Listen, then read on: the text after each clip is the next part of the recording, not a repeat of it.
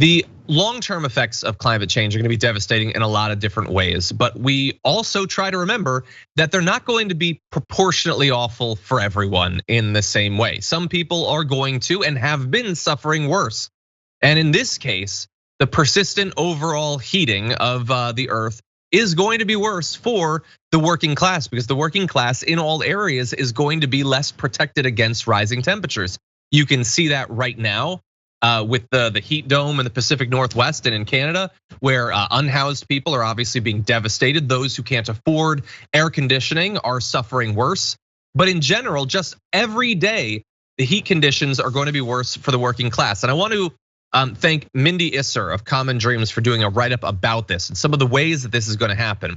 And she starts off by acknowledging that like the 100 million computer workers are going to largely be able to work indoors. They're not going to be necessarily affected by severe weather or just regular weather that is much higher, severely hot weather. But the working class, a lot of it is going to be affected much worse. They're going to be working outdoors. Their companies aren't going to care about their welfare in the same way. People like farm workers, letter carriers, construction workers, sanitation workers, and other outdoor workers who are unable to escape to air conditioning are going to be on the front lines. Right now, it's already bad, but it is going to get worse. Between 1992 and 2017, at least 815 workers were killed and more than 70,000 injured just in the US from heat stress injuries. It's likely that the true number of workers hurt or killed is much higher because of course it might not be logged as a death of that sort, or it might not be reported at all. And many of those who we've cited working in those sorts of industries are undocumented or otherwise vulnerable and in precarious positions in terms of their work, and might be less disposed or able to actually report illnesses to OSHA. So this is going to be devastating. It already is for virtually everyone, but for the working class, they're going to bear the brunt of it. They're going to have the worst effects each year as this heat gets worse and worse for longer and longer periods of the year. Again, John, I'm telling you, it's natural. I feel like, who knows, I didn't research this. It's like natural tendencies. People are gonna look, 1992 to 2017, only 815 people died. That's a 25-year span. We've only lost 815 of 25 years. You guys complain about these hundreds of thousands of people that have died of COVID here in just 1 year. I mean, that's bad, but 815 over 25 years, I think we can deal with that. It's telling you, bro, it's just the way we approach this type of stuff. We've only lost this many, and again, because of who they are, the class of workers that we assume they are, or the value of their life that we assume that they have is, it's the job they did.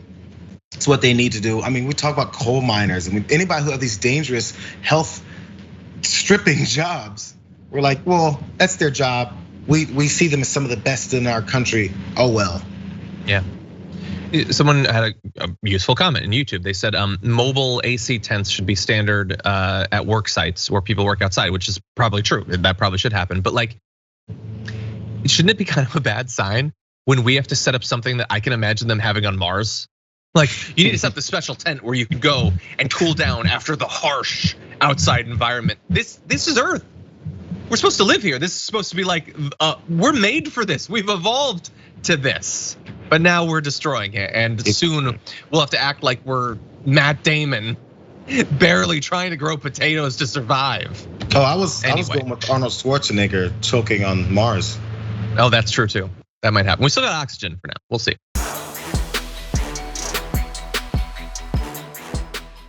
For more political news breakdowns, interviews, stories of activism, and me trying my hardest to care about the occasional big celebrity news story, subscribe to our YouTube channel at youtube.com/The Damage Report. And you can ring the bell wherever it is so you don't miss anything.